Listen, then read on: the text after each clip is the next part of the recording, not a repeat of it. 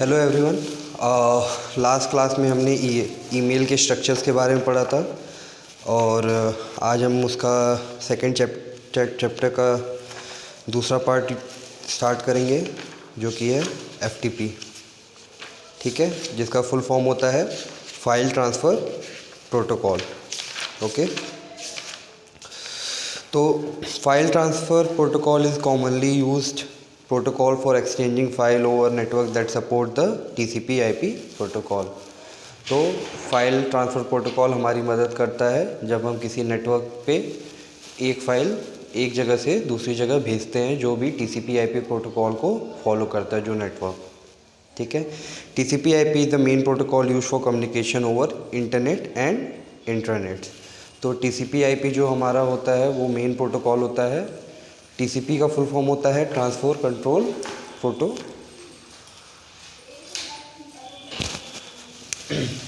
TCP का होता है full form transfer control protocol.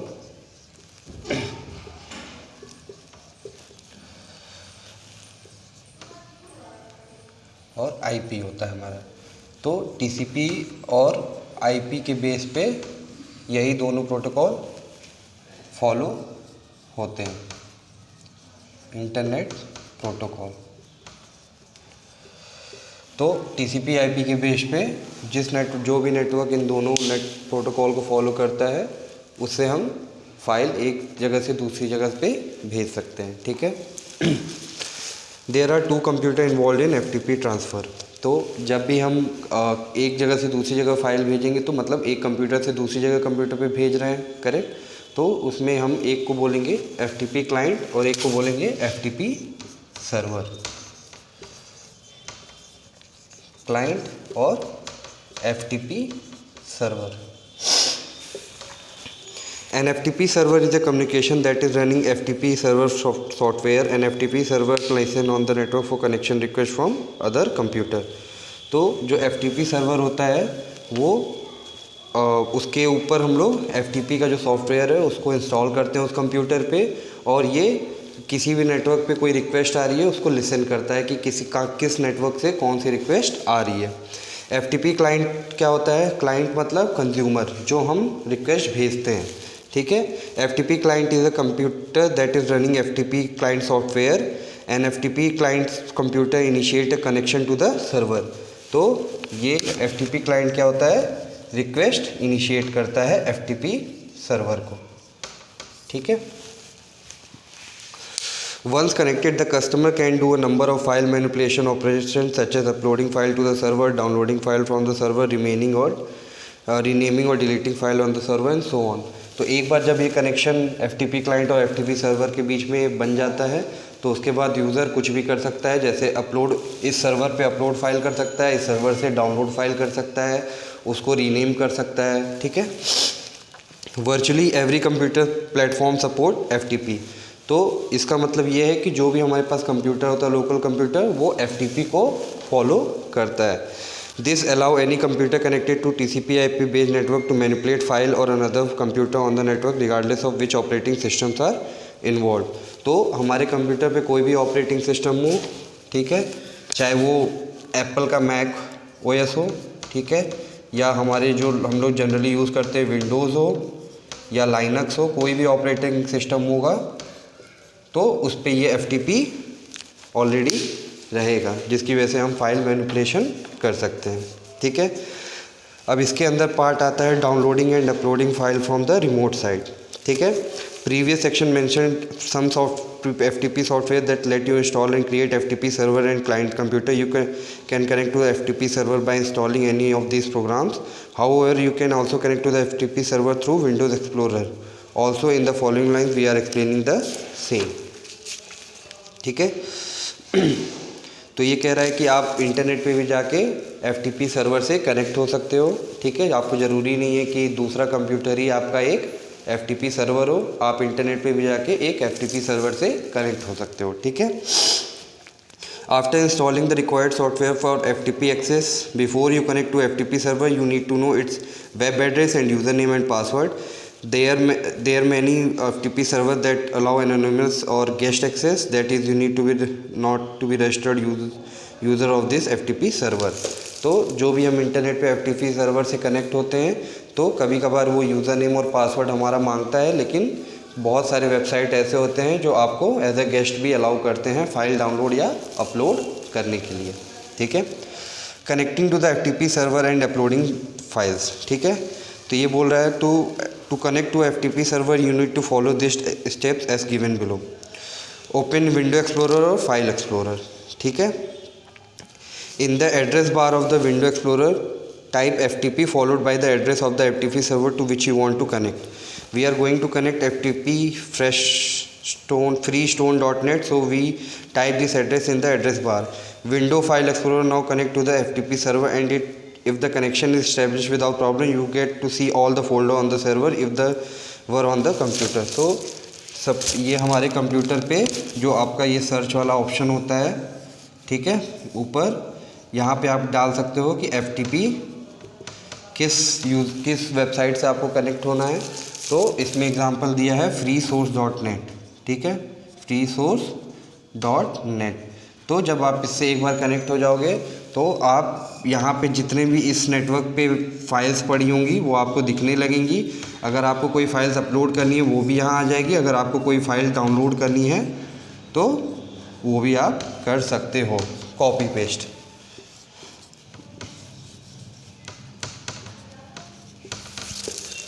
ठीक है, uploading file. To upload a file on FTP server, just आप FTP सर्वर पे आपको कोई फाइल अपलोड करनी है तो आप अपने लोकल सिस्टम से कॉपी करो, यहाँ पे पेस्ट कर दो। अगर इस चीज़ को डाउनलोड करना है तो आप यहाँ से कॉपी करो और अपने लोकल पे उसको सेव कर लो।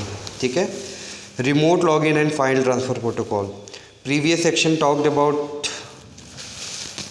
File transfer protocols. In this section we shall talk about some protocol such as SFTP, SSH and SCP and Telnet. ठीक है,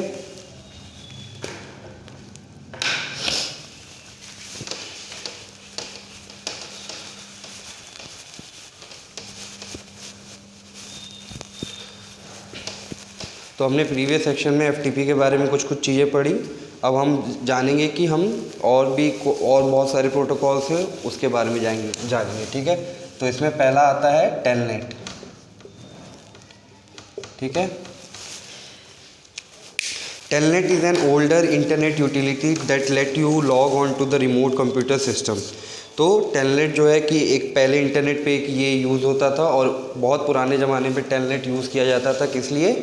रिमोट कंप्यूटर मतलब जो हमारे नेटवर्क पे दूसरे साइड कंप्यूटर हैं, लोकल कंप्यूटर नहीं, दूसरे साइड जो रिमोट कंप्यूटर है उसको एक्सेस करने के लिए हम टेलनेट का यूज़ करते थे। Basically, a telnet program give you a character-based terminal window on the other system. You can log in from to that system. If you have permitted access, you can work on the system just as you would if you are sitting next to it. तो telnet क्या करता है? telnet as a आप command prompt जानते हो, ठीक है। Command prompt में क्या होता है कि हम कमांड के बेसिस पे कोई भी एक्शन परफॉर्म करते हैं। तो telnet अगर हमारा होता है तो अगर हम telnet के द्वारा किसी दूसरे सिस्टम के कंसोल को एक्सेस करते हैं तो हम जितने भी एक्शन परफॉर्म करते हैं अपने लोकल सिस्टम पे हम वो भी दूसरे वाले सिस्टम पे परफॉर्म कर सकते हैं, ठीक है। Traditionally Telnet has been used by people who have log in on remote system and want to do serious work there, but Telnet has some additional use that are more relevant to the people who are exploring the internet. Most notably, you can use the telnet to connect to the thousands of catalog at libraries around the world. This capability is wonderful. Anyone doing serious research, imagine being able to find which books in a particular disciplines are available at a number of specialty library in remote location, all while you plug away at your desk. तो telnet का पहले use क्या होता था कि जो पहले scientist वगैरह या कोई स्कॉलर वगैरह रिसर्च वगैरह करते थे तो सपोज़ किसी लाइब्रेरी के सिस्टम पे बहुत सारी बुक्स पड़ी होंगी। तो सपोज़ आप ये लाइब्रेरी का टेलनेट नेटवर्क है, आप यहाँ पे यहाँ पे अपने लोकल डेस्क पे बैठे हो, ठीक है, लोकल डेस्क। तो अगर आप टेलनेट के द्वारा इससे कनेक्ट होते हो तो आप यहाँ पे जितने भी बुक्स है उसको एक्सेस कर सकते हो, ठीक है। तो ये बेसिकली रिसर्च पर्पस के लिए बेसिकली बहुत ज़्यादा पुराने समय में यूज़ होता था। तो how Telnet works, the computer through which you want to connect to a remote server is the client computer. तो इसको टेलनेट में जहाँ पे हम कनेक्ट होते हैं उसको हम क्या बोलते हैं, client computer. To connect to the remote server while Telnet the following process happen using the Telnet client software on your computer. आपको एक टेलनेट सॉफ्टवेयर अपने लोकल सिस्टम पे डाउनलोड करना पड़ेगा। Your computer makes a connection to a Telnet server over internet which is TCP/IP network. तो आपका जो computer है वो एक टेलनेट सर्वर से कनेक्ट होगा। Once your telnet client establishes a connection to the remote host, your client become a virtual terminal allowing you to communicate with the remote host from your computer। एक बार जब ये connection बन जाता है तो आप एक वर्चुअली एक ब्रिज बन जाता है जिससे आप रिमोट डेस्कटॉप को उस पर आप जितनी भी आपके एक्शंस हैं, जितने भी आपको फाइल रिट्रीव करनी है, इंफॉर्मेशन गैदर करना है, वो आप कनेक्शन करने के बाद कर सकते हो। Now you can type telnet based access command on the telnet client computer which are then sent to the remote telnet server and the telnet server act accordingly। तो आपको जितने भी आपको एक telnet का जो सॉफ्टवेयर आपने लोकल डेस्क पे डाउनलोड किया होगा उसको आप खोलोगे उस सॉफ्टवेयर को, तो आप जो भी कमांड डालोगे उसके अकॉर्डिंगली आपका telnet जो सर्वर है क्लाइंट सर्वर वो आपको रिस्पॉन्स करेगा। ठीक है। दूसरा हम पढ़ लेते हैं SSH प्रोटोकॉल। ठीक है, इसको हम बोलते हैं सिक्योर शेल। तो secure shell is a Telnet like protocol in functionally but it is secure protocol compare to the Telnet. तो टेलनेट जो होता था बहुत पुराने ज़माने में यूज़ होता था, तो इतना उसके ऊपर सिक्योरिटी भी नहीं होता था। आज के ज़माने में हम ज़्यादातर SSH यूज़ करते हैं, सिक्योर शेल, जो कि बेसिकली टेलनेट ही का काम करता है लेकिन with the security features. SSH is also a protocol for remotely logging into machine via a shell where all data between the client and server is encrypted। तो जो भी टेलनेट की तरह ये दूसरे सर्वर से कनेक्ट होता है और जो भी उस पर डेटास पड़े रहते हैं वो एज एन इंक्रिप्शन फॉर्म में रहता है। जब तक आपका उसका की नहीं होगा आप उस फाइल को खोल नहीं पाओगे, इंक्रिप्शन को डिक्रिप्ट नहीं कर पाओगे। The SSH protocol ensure security shell using other protocols like SCP and SFTP। तो जो SSH प्रोटोकॉल है ये दो प्रोटोकॉल को फॉलो करता है, SCP secure carbon copy secure copy और दूसरा है SFTP secure file transfer protocol. You shall read about this protocol in coming lines. ठीक है, अब ये बोल रहा है significance of using SSH। The traditional internet protocols like internet FTP even email also are not secure. ठीक है, जो भी पहले के ज़माने में टेलनेट वगैरह या FTP या ईमेल हम लोग भेजते थे वो सिक्योर नहीं होते थे। To share information in unencrypted form with the traditional telnet protocol the information that is exchange between the client computer and the server computer is not send directly to the machine, it is routed through a server machine to get there. तो telnet में क्या होता था कि जो भी हम information एक जगह एक अपने डेस्क से दूसरे रिमोट पे भेजते थे वो एज अ डायरेक्टली नहीं जाता था, वो बहुत सारे सर्वर से होके गुजरता था, जिसकी वजह से और वो एनक्रिप्टेड फॉर्म में रहता था, तो कोई भी उसको एक्सेस करके रीड कर सकता था, इसलिए वो सिक्योर नहीं था। ठीक है, this way of data travelling is not safe, anyone can easily see whatever you are sending. Now what does this mean? Since your data is encrypted, it is unsecure and hence hacker can easily grab your data such as username and password। Suppose आप अपना username password एक remote से अपने local desk से remote पे भेज रहे हो या कुछ एक्सेस कर रहे हो, तो कोई भी बीच में ऐसा यूज़र होगा या हैकर होगा जो उसको हैक करके आपका यूज़रनेम पासवर्ड यूज़ कर सकता है गलत चीज़ों के लिए। ठीक है, लेकिन SSH में क्या होता है, जो भी आप डेटा भेजते हो जैसे यूज़रनेम और पासवर्ड वो एज एन इंक्रिप्टेड फॉर्म में जाता है। ठीक है, सपोज इंक्रिप्शन क्या होता है, बेसिकली आप कोई फाइल है, ठीक है, फाइल को आप एज एन इंक्रिप्ट कर रहे हो। ठीक है, तो आप समझो कि आपके पास एक ताला है, ठीक है, ताला को आप तब तक नहीं खोल सकते जब तक आपके इसके पास चाबी नहीं होगी। ठीक है, उसी हिसाब से इंक्रिप्शन वर्क करता है कि आप कोई फाइल को इंक्रिप्ट करके भेज रहे हो, जब तक आपका इसका डिक्रिप्ट वाला जो एल्गोरिदम है या उसका की नहीं होगा आप उस फाइल को पढ़ नहीं पाओगे। ठीक है, SCP, अब ये इसके अंदर दो पार्ट आता है SSH को, जो ये प्रोटोकॉल फॉलो करता है SCP और SFTP। ठीक है, अब SCP क्या होता है, There are protocols that allow to copy files between two server or two connected machine over internet. SCP is a secure copy is one such protocol. The SCP protocols allow you to transmit file from one machine to another machine over internet with the encryption benefits of SSH. ठीक है, तो SCP क्या करता है, ये भी एक तरह का प्रोटोकॉल है जो जब हम कोई एक फाइल एक जगह से दूसरी जगह पे कॉपी करते हैं तो एज एन इंक्रिप्टेड फॉर्म में उसको भेजता है, जस्ट लाइक SSH. ठीक है. Most SSH client include SCP capability. It offers on set of command option for secure copying of file across two connected machine over internet. SFTP के बारे में क्या है? SFTP is a file transport protocol. तो जैसे हमने FTP के बारे में पढ़ा था उसी हिसाब से SFTP भी काम करता है but with the security features. ठीक है. SFTP ensure data safety by taking these measures. SFTP require that client user must be authenticated by the server and the data transfer must take place over a secure channel. ठीक है.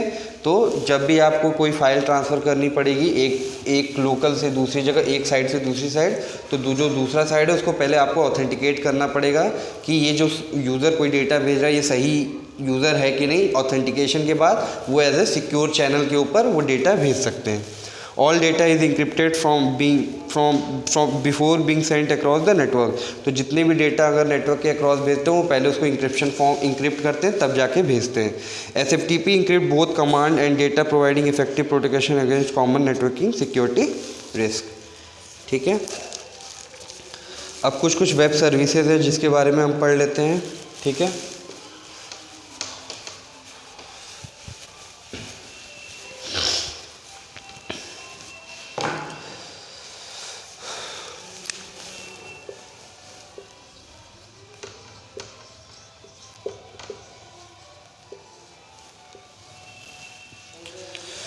Web services are the services or application available via web through the user of a specific protocol. There are diverse web services available today: chat, email, video conferencing, social network. तो जब भी आप internet पे जाके वहाँ पे कोई chat करते हो या वीडियो कॉन्फ्रेंसिंग के लिए हम लोग क्या यूज़ करते हैं, स्काइप वगैरह यूज़ करते हैं, ईमेल के लिए जीमेल यूज़ करते हैं. तो ये हम लोग क्या कर रहे हैं, बेसिकली एक सर्विस को यूज़ कर रहे हैं. तो वो कैसे प्रोवाइड हो रहा है, वेब के थ्रू. तो उसी के उस टाइप को सर्विसेज को हम क्या बोलते हैं, वेब सर्विसेज. तो सबसे ज़्यादा पॉपुलर इसमें क्या होता है, चैट. ठीक है. बेसिकली हम लोग जाके चैट वगैरह करते हैं, राइट, फेसबुक के द्वारा. ठीक है.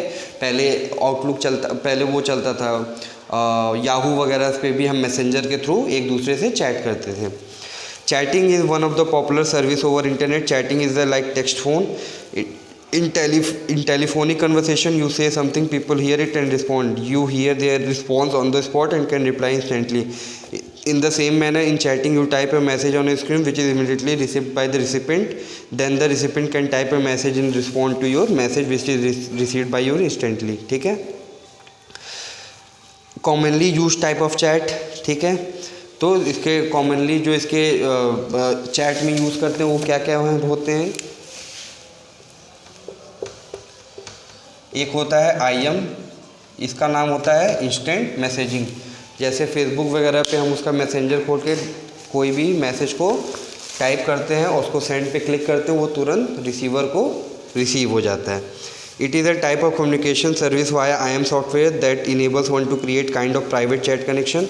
और जब भी आप मैसेंजर पे भेजते हो कोई भी मैसेज अपने किसी दोस्त वगैरह को, तो वो ऐसा नहीं है कि आपको कोई जो दूसरे फ्रेंड लिस्ट में वो भी उस चैट को पढ़ सकता है. तो ये कैसे पॉसिबल होता है, इंस्टेंट मैसेजिंग के थ्रू. ठीक है. IM सॉफ्टवेयर होता है. The most popular form of IM is instant messenger such as AOL Messenger. Messenger software allow anyone who download their free software to choose a nickname and chat with anyone else with the same messenger software directly. Even programs like Skype offer such a facility. दूसरा होता है ICQ offer chatting via ICQ software. It is used as a conferencing tool by individual on the net to chat, email, perform file transfer, play computer game and more. When you download ICQ, which is free, you are assigned an ICQ number. 2 or more people using ICQ can have the same nickname, but no 2 people can have the same ICQ number. तो ICQ क्या होता है, इसको बोलते हैं ICQ. तो ये भी बेसिकली इंस्टेंट मैसेजिंग की तरह काम करता है, लेकिन इसमें सिर्फ हम टेक्स्ट कर सकते हैं। इसके अंदर हम वीडियो गेम्स वगैरह भी खेल सकते हैं अपने दोस्तों के साथ, टेक्स्ट भी कर सकते हैं और वीडियो चैट भी कर सकते हैं। ठीक है, फाइल ट्रांसफ़र भी इसके अंदर होता है। IRC internet relay chat, unlike IM and ICQ, IRC is not owned by any company. To use IRC you need a IRC client program, और इन दोनों के लिए हमें सॉफ्टवेयर की डाउनलोड करना पड़ता है। ठीक है, network that are completely separate from one another. If you want to chat with someone on IRC, you need to make sure that you are connected to IRC server via your PC IRC client program. Once you connected to IRC server, there are often thousands of room call channels on nearly any topic and thousands of people. तो IRC क्या होता है? Unlike this, IRC में क्या होता है? Internet relay chat. ठीक है, इसका फुल फॉर्म है इंटरनेट रिले चैट। ठीक है, इंटरनेट रिले चैट में क्या होता है कि आप यहाँ अपने कंप्यूटर पे बैठे हुए रहते हो। ठीक है, आप एक IRC सर्वर पे कनेक्ट होते हो। ठीक है, जिस पे थाउजेंड ऑफ टॉपिक पड़े होते हैं। ठीक है, आप किसी भी टॉपिक को चूज़ करके उसको ज्वाइन करोगे तो अब वहाँ पे थाउजेंड्स ऑफ पीपल मिलेंगे जो आप उसके साथ आप चैट कर सकते हो। ठीक है, और चौथा है web based chat. Web based chat, ठीक है, web-based chat is also like IRC, but it is different from in the sense that it's on a specific website and no program is really needed to install on the computer. Yahoo Chat is a great example of web-based chat. ठीक है, तो इसके लिए आपको कोई software download करने की ज़रूरत नहीं पड़ेगी। Yahoo as a best example है वेब बेस्ड चैट का। ठीक है, आप डायरेक्टली उस याहू के साइट पे जाके अपना अकाउंट बना के आप वहाँ पे चैट कर सकते हो। ठीक है, अब टॉपिक आ जाता है पहला तो वेब सर्विसेज हमने क्या पढ़ा? चैट। ठीक है, अब दूसरा वेब सर्विस जो आता है वो क्या होता है? Video conferencing.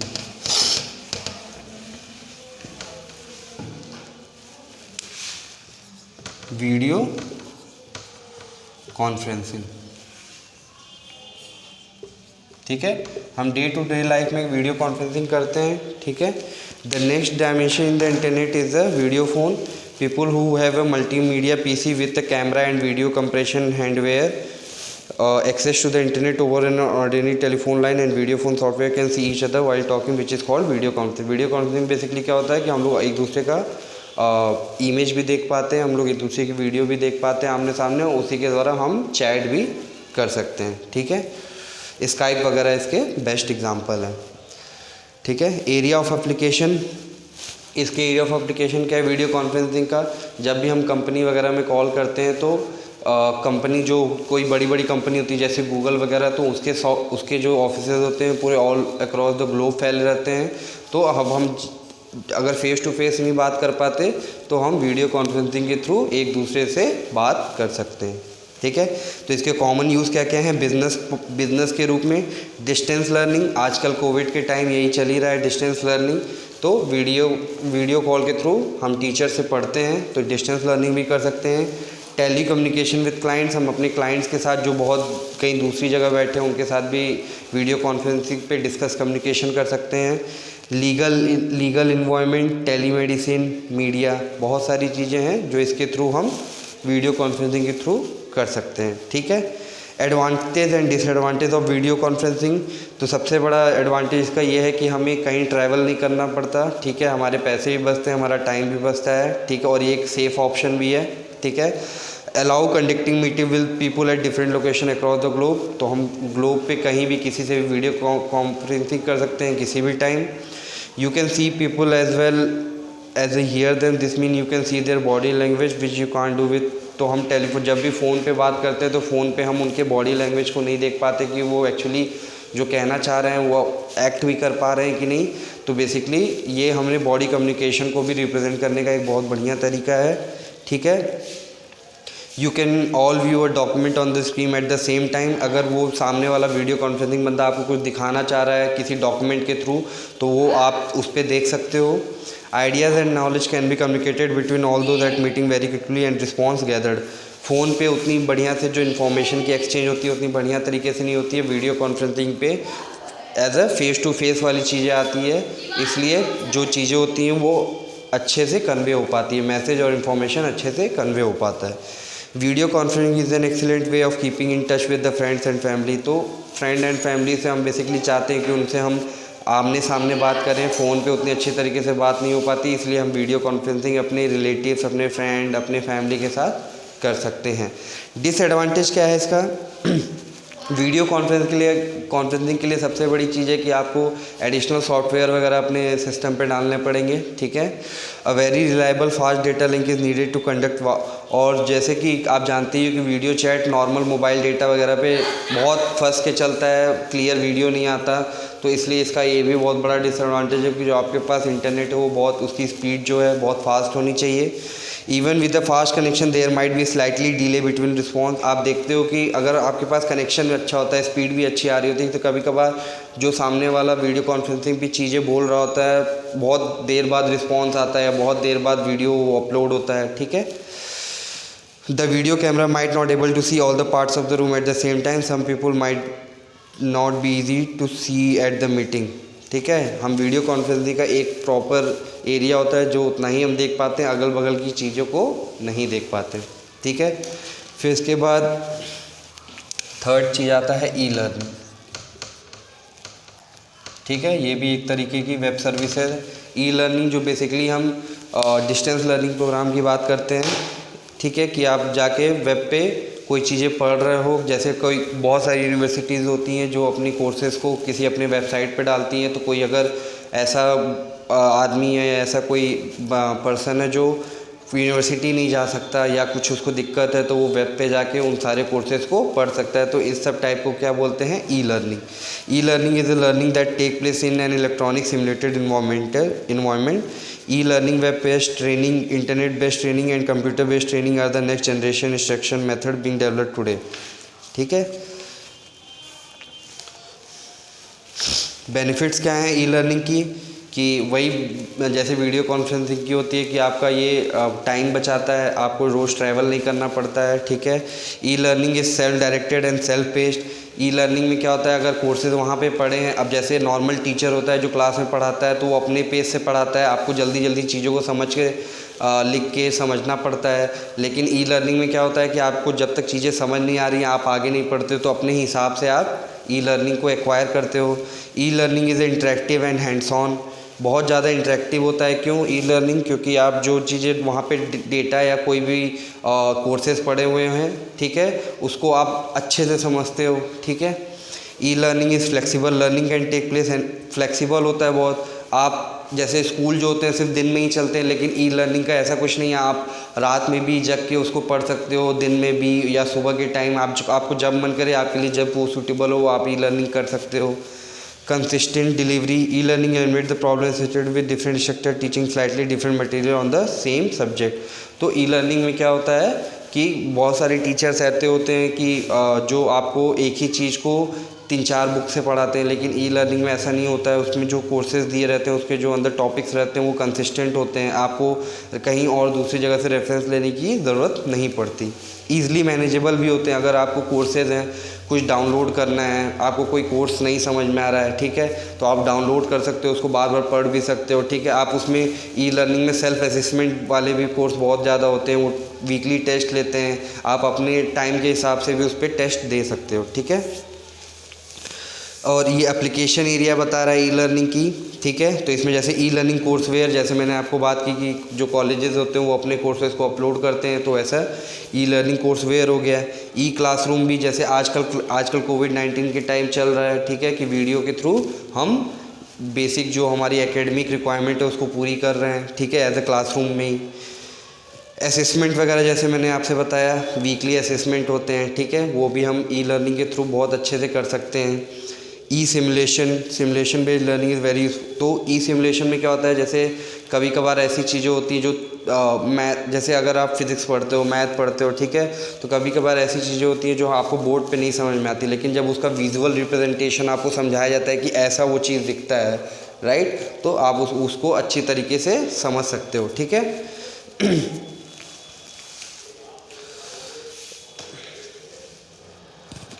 E learning software के कौन कौन से हैं, जो बहुत सारे एग्जांपल हैं इसमें। यूडेमी, ठीक है, यूडेमी वगैरह आप देख ही रहे हो, राइट। बाईजू, आपका बहुत सारे ऐड होते हैं बाईजू के, राइट, कि आप बाईजू पे अपने बच्चों को पढ़ाइए। वो क्यों बोलते हैं, क्योंकि बाईजू पे ई लर्निंग बहुत अच्छे तरीके से होती है, ट्यूटर पर्सन टू पर्सन आपको अटेंशन देता है, तो इसलिए ई लर्निंग थोड़ा सा ज़्यादा बेटर होता है, ठीक है। अब जो वेब सर्विसेज प्रोवाइड करता है, जैसे ई बैंकिंग, तो आजकल के ज़माने में आप देख रहे हो कि बैंक वगैरह कोई उतना जाता नहीं है, जो भी चीज़ है आपको नेट बैंकिंग के थ्रू मिल जाती है। अगर आपको किसी को पैसे भी भेजने हैं या आपको अपना पासबुक देखना है तो आपको बार बार बैंक जाने की ज़रूरत नहीं होती है। आप सारी चीज़ अब सारे बैंक के जो हैं वेबसाइट्स आ गए, उनकी नेट बैंकिंग हो गई है। तो आप ई बैंकिंग भी एक ऐसा ही सर्विस है इंटरनेट के ऊपर, जिससे आप बैंकिंग आपकी प्रॉब्लम सॉल्व हो गई है, ठीक है। जैसे ये पहला बोल रहा है इलेक्ट्रॉनिक बैंकिंग, ठीक है। तो इलेक्ट्रॉनिक बैंकिंग के अंदर आप बेसिकली वही चीज़ है कि जो जो चीज़ हम बैंक में जाके मैनुअली करते थे, चाहे वो फॉर्म भरना हुआ, चाहे पैसा निकालना हुआ, या किसी को पैसा भेजना हुआ, करेक्ट, या तो आपको पासबुक अपना देखना है, पासबुक मेंटेन करना है, या आपको लोन के लिए अप्लाई करना है, तो आप सारी की सारी चीज़ें ई बैंकिंग के थ्रू भी कर सकते हो, ठीक है। Internet banking, basically internet banking को ही नेट बैंकिंग बोलते हैं, ठीक है। आप लॉगिन करके अपने अकाउंट बैलेंस भी चेक कर सकते हो, ठीक है। आप अपना पास स्टेटमेंट देख सकते हो उसके अंदर।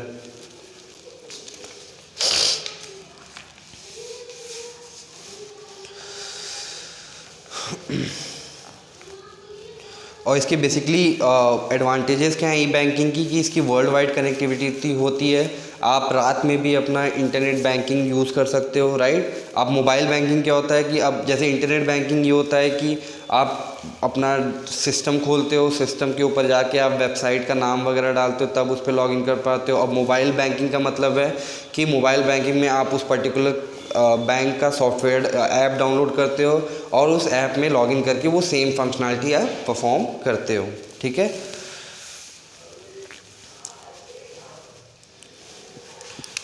पांचवा आ जाता है ई शॉपिंग,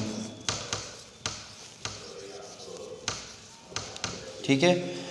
ई शॉपिंग बहुत आजकल बढ़ गई है, राइट। सेम चीज़ है कि लोग कस्टमर अब दुकानों पे जाके कपड़े या कुछ भी, राइट, अमेज़ॉन आप जानते ही हो अमेज़ॉन क्या है, ग्रॉसरी प्रोडक्ट हो गए या लाइफस्टाइल प्रोडक्ट जैसे आपके कपड़े, क्लोथ्स वगैरह, फुटवियर वगैरह, आपको सब चीज़ अमेज़ॉन एक ही प्लेटफॉर्म पे मिल जा रही है। तो अब लोग नहीं प्रीफर करते कहीं दूसरी जगह मार्केट वगैरह में जाना, क्योंकि वो बहुत ज़्यादा हेक्टिक हो जाता है। और सबसे बड़ी बात, आपको इन सब प्लेटफॉर्म पे ई शॉपिंग जैसे होती है, ठीक है, मिंत्रा है, फ्लिपकार्ट है, अमेज़ॉन है, तो इन सब पे आपको ऑप्शंस बहुत ज़्यादा अवेलेबल होते हैं, राइट। आपको ऑप्शंस अपने हिसाब से देख के, आप अपने हिसाब से आप अपनी साइज़ वगैरह देख के आप चूज़ कर सकते हो। अगर आपको नहीं भी पसंद आया तो आप उसको रिटर्न कर सकते हो। तो ये सब बेसिक एडवांटेज हैं ई शॉपिंग के, ठीक है। लेकिन इसके कुछ डिसएडवांटेज भी हैं कि लोग अभी भी, जैसे कि आप क्या होता है कि आप किसी मॉल में जाते हो, आपको कोई कपड़ा पसंद आता है, राइट, तो आप उसको क्या करते हो कि जाके चेंजिंग रूम में आप उसको खुद पहन के देखते हो, राइट। तो वो एक फ़िज़िकल कंफर्ट जो आपको मिलता है, तब आपको समझ में आता है कि जो आप कपड़ा ले रहे हो या कोई जूता ले रहे हो, या आपको सही साइज़ का है कि नहीं, कंफर्ट है कि नहीं। लेकिन ये सब ई शॉपिंग के डिसएडवांटेज है। ई शॉपिंग में आप सिर्फ इमेज को देख रहे हो, आपको पता नहीं चलेगा कि वो एक्चुअल में जब आप कपड़ा पहनोगे या जूता पहनोगे तो वो कैसे रिएक्ट करेगा, ठीक है। और सबसे बड़ी बात, आप कहीं जाते हो कपड़ा ख़रीदने तो आप तुरंत पैसा पेमेंट करते हो और तुरंत कपड़ा ख़रीद लेते हो ऑन द सेम डे। लेकिन ई शॉपिंग में आपको 3-4 दिन वेट करना पड़ता है, राइट। आप तभी डिलीवरी होती है, 3-4 दिन बाद होती है, राइट। तो आपको थोड़ा सा वेटेज टाइम, आप कपड़ा तो चूज़ कर लेते हो लेकिन वो आपके पास पहुँचता है 3-4 दिन बाद। वो एरिया पे डिपेंड करता है। अगर आप गांव वगैरह रिमोट एरिया में रहते हो तो 10 दिन भी लग सकते हैं, राइट। मार्केट आप जाते तो आपको तुरंत वो चीज़ मिल जाती। ई शॉपिंग में क्रेडिट कार्ड फ्रॉड भी होता है। कई लोग क्या होता है कि जो आप अपने डेबिट कार्ड या क्रेडिट कार्ड की डिटेल डालते हो, जो हैकर होते हैं उसको उन सारी डिटेल्स को हैक कर सकते हैं और वो अपने पर्सनल एजेंडा के लिए यूज़ भी कर सकते हैं, ठीक है। तो वो साइट्स अवेलेबल फ्लिपकार्ट वगैरह है, मिंत्रा है, ठीक है। Threats and security concerns, Although e-shopping has made people save on time and effort, yet it is also come with some price attached to it. There are threats and security concern of e-shopping which you must be aware of.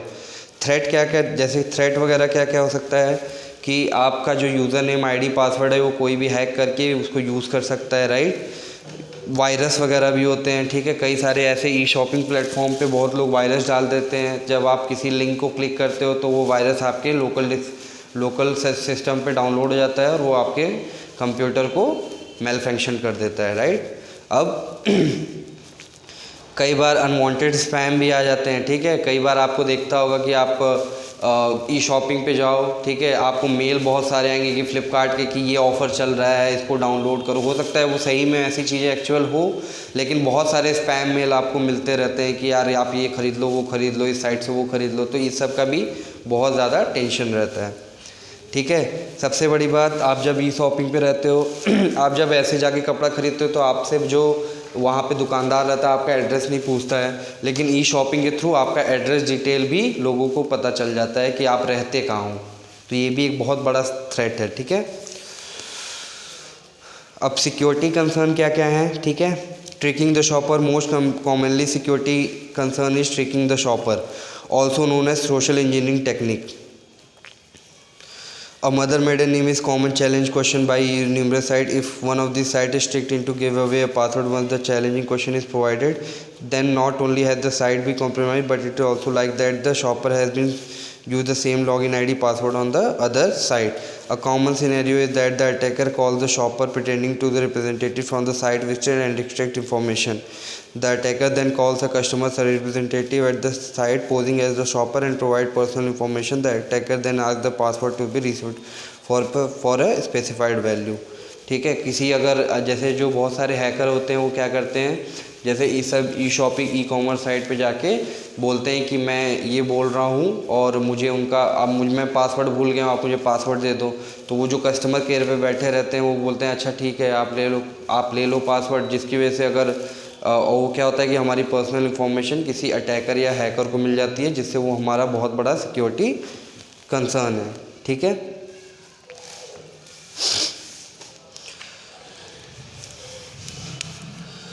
छठवां है इसमें ई reservation,